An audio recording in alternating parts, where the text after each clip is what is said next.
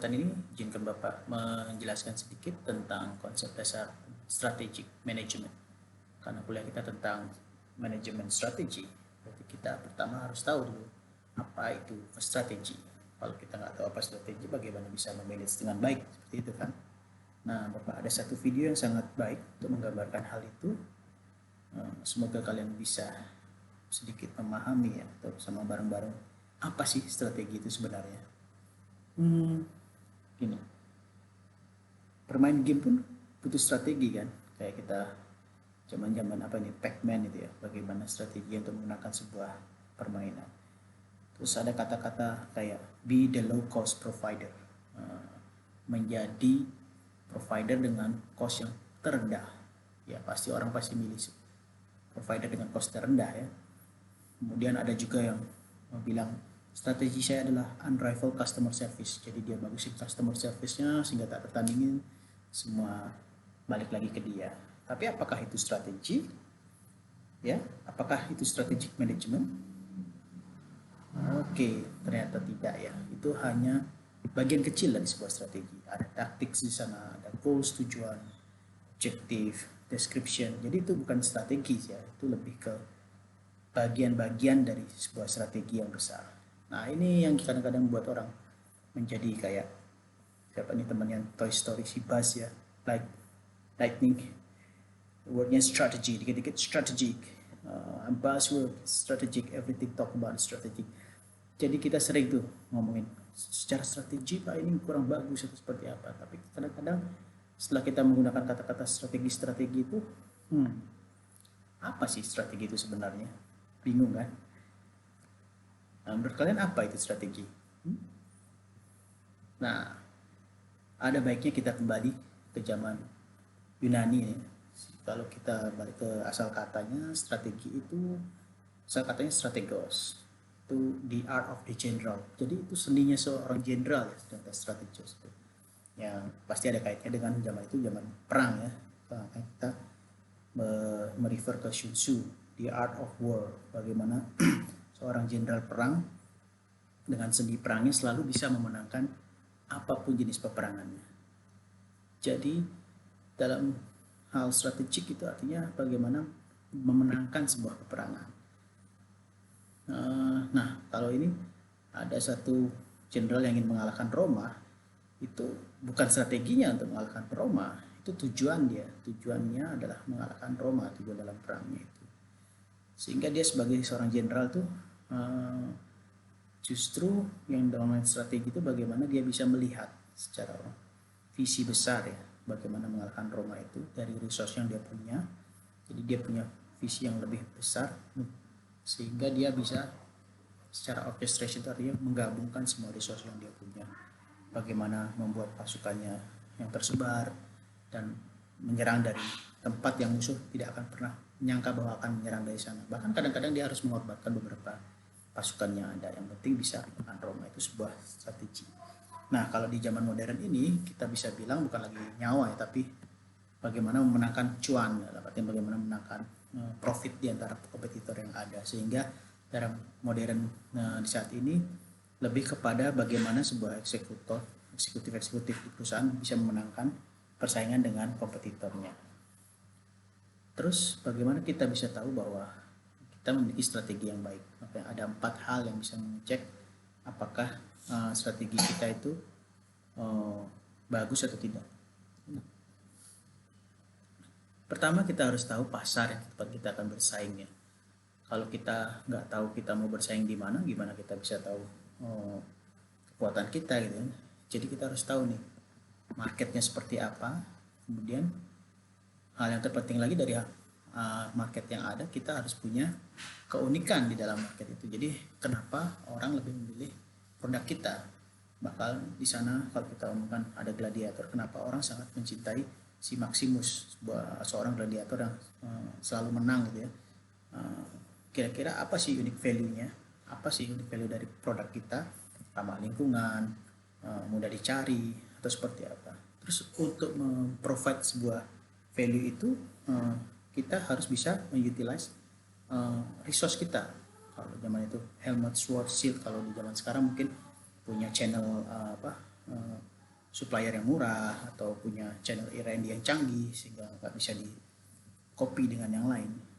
Terus strategi yang keempat harus kita cek apakah kita bisa sustain nggak unique value itu. Jadi istilahnya apakah kita bisa membuat pesaing-pesaing kita itu ya selalu kalah dalam artian karena kita punya keunikan tersendiri. Jadi customer itu akan selalu terpuaskan dengan keunikan kita, sedangkan kita tahu kalau umpamanya sudah mulai banyak pesaing, mereka pasti mencoba meniru kan. Contohnya Wardah lah dengan produk halalnya, kosmetik halal. Itu kan sebuah keunikan sendiri bagaimana bikin kosmetik yang halal. Kemudian banyak mulai pesaing-pesaing muncul. Nah, apakah menjadi relevan lagi ke unique value kan seperti tadi. Nah, makanya yang keempat ini mengecek strategi yang baik itu justru yang paling susah itu yang keempat. How do we sustain our unique value? Atau jangan-jangan dulunya ada unique value karena R&D-nya canggih, terus tiba-tiba orangnya risetnya ngambek gitu, pindah ke tempat lain, malah perusahaan kita collapse. Berarti secara the art of war strategic management zaman sekarang itu ya, untuk strategi yang baik dalam sebuah perusahaan ada 4 hal yang harus kita cek lagi. Apa itu? Kita harus selalu ngecek pasar. Where do we compete? Jadi kalau zaman sekarang ya pasar itu selalu bergerak. Siapa yang nyangka ada COVID-19 kan? Bagaimana semua shutdown, bagaimana semua turun ekonominya. Nah itu pasarnya berubah pasti. Apakah orang-orang masih punya selera untuk traveling? Tidak gitu kan. Nah itu harus kita petakan dulu. Kita compete di mana nih? Compete di dunia yang lagi moving forward atau lagi exponential growth atau lagi resesi. Itu hal yang berbeda kan. Terus unique value-nya apa? Dari pasar yang ada kita membawa keunikan tersendiri seperti apa di antara kompetitor yang lain yang membuat customer selalu balik lagi ke kita. Itu harus ditentukan dulu. Terus resource yang ada, apa yang kalian punya, link untuk menghasilkan sebuah unique value tadi. Ya misalnya kalau dengan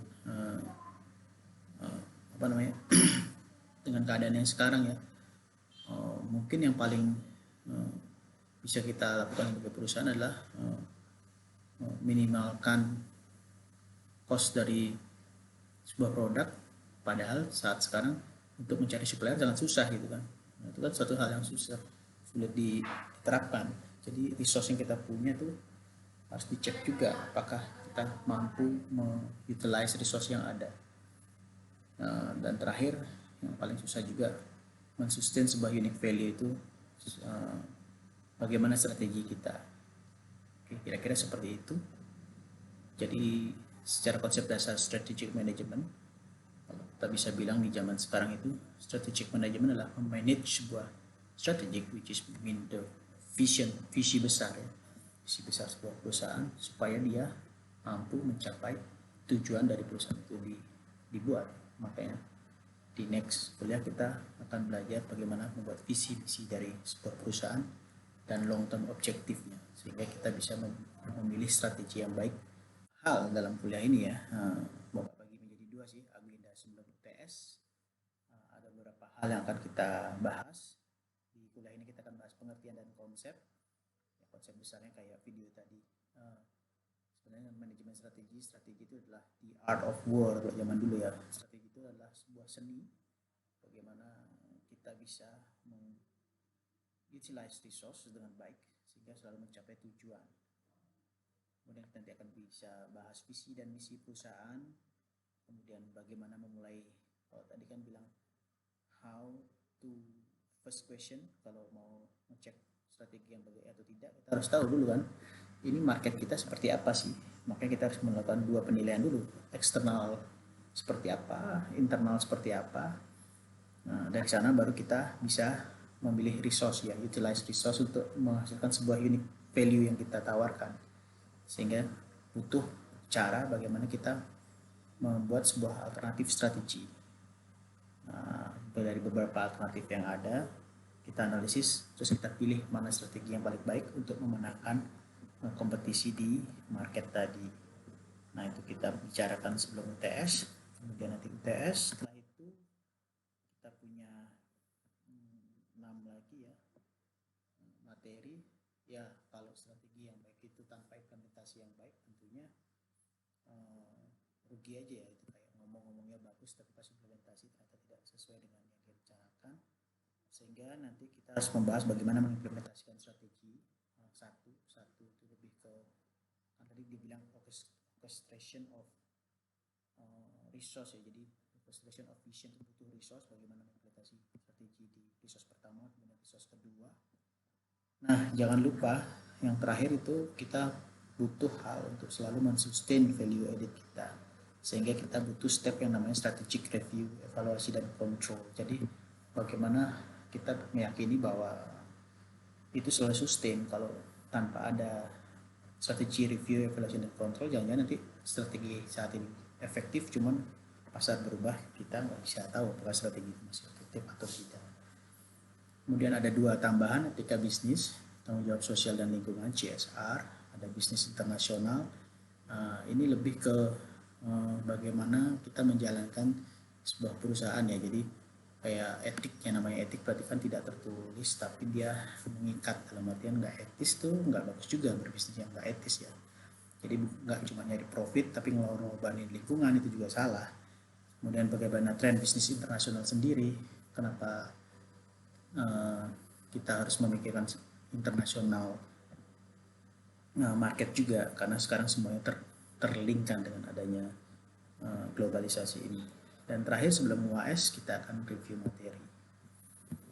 Oke, jadi di kuliah hari ini kita akan membahas pengertian dari manajemen strategi. Bapak bacakan saja bagaimana manajemen strategi merupakan seni dan ilmu. Jadi ada seninya, ada ilmunya, tergantung generalnya ya, tergantung kalian. Kalian sebagai seorang jenderal bagaimana mempunyai seni dan ilmu untuk memformulasikan itu lebih ke pemikiran ya, mengimplementasikan dan mengevaluasi keputusan lintas fungsional sehingga tujuan organisasi tercapai. Nah, balik lagi ke video yang sebelumnya, bisa kita bayangkan kita sebagai jenderalnya, kita memikirkan, mengimplement, dan akhirnya kita mengevaluasi keputusan kita ya. Dan itu harus lintas fungsional strateginya, manajemen strategi tadi, untuk mencapai tujuan organisasi. Nah, untuk mencapai itu harus fokus pada integrasi manajemen resources ya. Kalau kita ngomong orkestra ya, kayak orkestra ya, ada bass, ada ritom, ada violin ya. Jadi ada pemasaran, keuangan, produksi, riset, sistem informasi, itu harus bisa di manage sehingga tercapai tujuan organisasi seperti itu. Jadi sekali lagi, kalau manajemen strategi itu adalah seni dan ilmu. Nah, seni dan ilmu apa? Plan, do, check. Jadi strateginya adalah seni dan ilmu, manajemennya pasti plan, do, check kan. Plan, do, check itu formulasikan, implementasikan, terus evaluasi. Nah, apa yang di manage? Seni dan ilmu untuk mengintegrasikan resource ya, resource untuk mencapai tujuan organisasi seperti itu. Nah, kuliah ini sebenarnya cuma simple satu slide ini aja ya. Jadi kita mulai dengan minggu depan bagaimana visi misi perusahaan harus disiapkan, kemudian dengan mempertimbangkan lingkungan eksternal dan internal ya. Tadi kan dibilang strategi yang baik harus apa? Pertama harus tahu ya, kita masuk di gelanggang yang mana. Berarti kita harus tahu pemetaan marketnya, eksternal internal seperti apa. Terus kita set up long term objective, kita harus punya tujuan dong. Kalau nggak punya tujuan, nggak punya goals ya, strategi itu apa? Untuk menang kan, untuk menang apa? Menang profit dalam artian seperti apa ya, harus di set up dulu long term objektifnya. Nah, dari setelah selesai dengan long term objektif, terus kita akan belajar bagaimana memilih strategi. Jadi di sana kita akan belajar banyak tentang apa aja sih analisa-analisa yang bisa dilakukan untuk membuat pilihan-pilihan strategi yang ada. Bisa ada SWOT pertama nanti, kemudian ada pastel untuk penilaian environmental scanning istilahnya.